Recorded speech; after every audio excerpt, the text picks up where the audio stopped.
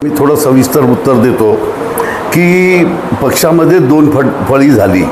अजितदादा राष्ट्रवादी काँग्रेस पक्ष सोडून वेगळं त्यांनी पक्ष बनवलं आणि त्यांनी बनवल्यानंतरच एक 4-5 दिवसामध्येच शरदचंद्रजी पवार साहेबांसोबत आमची एक मीटिंग होती. मी पहिल्याच दिवसापासून शरदचंद्रजी पवार साहेबांसोबतच आहो आणि मी तसं 1999मध्ये जेव्हा शरदचंद्रजी पवार साहेब पक्षाची स्थापना केली त्या दिवसापासून मी राष्ट्रवादी काँग्रेस पक्ष शरदचंद्रजी पवार साहेबांसोबत आहो. तर माझं इकडे तिकडेचं काही सवालच पैदा होत नाही. आणि दुसरी गोष्ट, दोन फळी झाल्यानंतर शरदचंद्रजी पवार साहेबाच्या राष्ट्रवादी काँग्रेस पक्षाला काही फरक पडला नाही. उलटा दिवसेंरात्र पक्ष वाढत आहे, स्पीडनं वाढत आहे. लोकसभेमध्ये शरदचंद्रजी पवार साहेबांनी 10 माणसं उभे केले होते. त्याच्यामध्ये 8 लोक आमच्या भरपूर मतांनी, लाख दीड लाख मतांनी निवडून आले. त्यामध्ये सुप्रियाताई असेल, अमोल कोल्हे साहेब असेल आणि सर्वच आमचे उमेदवार. आणि जे 2 उमेदवार आमचे पडले त्या 2 उमेदवाराचीही आम्ही माहिती घेतली, विश्लेषण घेतलं. तर त्यावेळेस तुतारीसोबत पिंपारी चिन्ह, पिपाणी चिन्ह त्या लोकांनी जाणून बुजून दिलं होतं. हे गव्हर्नमेंट पुष्कळ वेगवेगळ्या पद्धतीनं काम करायचा प्रयत्न करते. आमचे मतदान खराब करण्यासाठी पिपाणी चिन्ह दिलं आणि त्या आम्ही जितक्या मतांनी हारलो, समजा 2 जागेवर, त्याच्यापेक्षा दुपटी तिपटीनं त्या पिपाणीच्या मतदान म्हणजे पिपाणीला झालेलं आहे.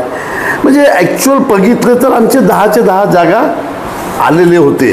पण हे एक वेगळ्या पद्धतीचं निर्माण केल्यानंतर पिपाणीला मतदान गेलं. त्यावेळेसही आम्हाला त्याची काही चिंता नाही. आणि आपण जे म्हणता विधानसभेमध्ये पर्टिक्युलरली माझ्या किनवट माहूर विधानसभेमध्ये राष्ट्रवादीमध्ये काही फूट नाही. कुठेही काही फूट झाली असेल पण राष्ट्रवादी काँग्रेस पक्ष, मी 19मध्ये हारल्यानंतरही आमचं एकही मुलगा, एकही माणूस, एकही कार्यकर्ता दुसरे इकडे तिकडे जायचं त्यांनी प्रयत्न केला नाही. आजही माझ्यासोबत आहे. आणि या सर्व कार्यकर्त्यांना, आमच्या पदाधिकाऱ्यांना सोबत घेऊन आम्ही जवळपास लोकसभा झाल्याच्या दुसऱ्या दिवसापासून तुतारी वाजवणारा माणसाचं चिन्ह जनतेपर्यंत कसं पोचेल यासाठी आम्ही प्रयत्नशील आहोत. आम्ही सुरूमध्ये पूर्ण भिंती रंगायचं प्रयत्न केलं. तुतारी वाजवणारा माणूस, आदरणीय शरदचंद्रजी पवार साहेबाचं नाव आणि निशाणी वगैरे जनतेपर्यंत पोचवण्यासाठी आम्ही जवळपास किनवट माहूर तालुक्यामध्ये 1,500-2 हजार जागेवर मोठमोठ्याले होल्डिंग्स बनवून आम्ही लावलेले आहेत. सोबत तेव्हा असं वाटलं की ॲटोवर आणि भिंतीवर एक डिजिटल बोर्ड, म्हणजे जे भिंतीवर चिपकतो आणि ॲटोवर चिपकून जातो, तसंही आम्ही तेव्हा चालू केले. सोबत प्रत्येक गावामध्ये 10 बाय 20चे मोठमोठाले होल्डिंग्स आम्ही लावले, ज्याच्या माध्यमातून आम्ही तुतारी चिन्ह लोकांपर्यंत पोचवलं.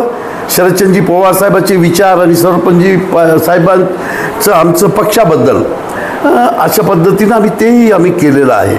आता आम्ही हे 15-20 दिवसापासून घरोघरी झेंडा लावायचा आम्ही प्रयत्न करत आहोत, तुतारी राष्ट्रवादी काँग्रेस पक्ष आणि तुतारी निशाणीचं.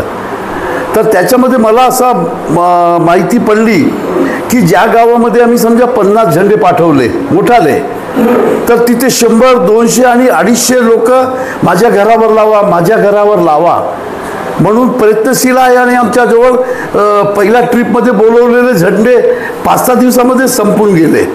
याच्यावरून एक असं माहिती पडते की प्रत्येक माणसाला आपल्या घरावर राष्ट्रवादी काँग्रेस पक्षाचं, शरदचंद्रजी पवार पक्षाचं झेंडा लावायचं त्यांना मनापासून हवंच आहे.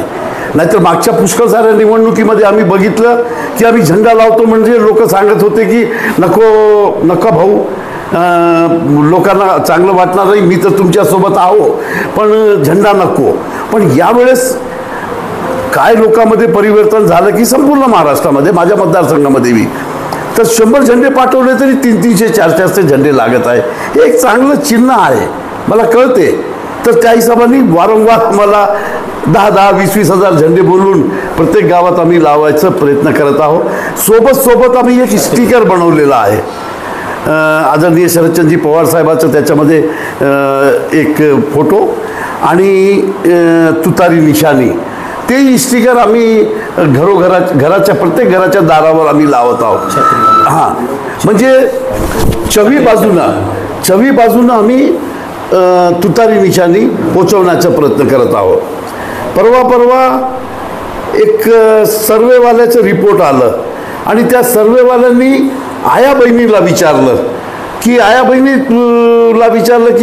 प्रदीप नाईकाची, शरदचंद्रजी पवार साहेबाची निशाणी घड्याळच आहे ना, तर ती बाई त्याच्याशी झगडा केली, तू घड्याळ सांगत असेल तर माझ्याजवळ येऊ नको म्हणे, आत्ता आमची निशाणी तुतारी वाजवणारा माणूस आहे म्हणून आमच्या गावखेड्याचे महिला ठामपणे सांगत आहे. अशा प्रकारे आमचं प्रचाराचा कार्यक्रम चालू आहे आणि दिवसेंदिवस आम्ही वाढवण्याचा प्रयत्न करत आहोत.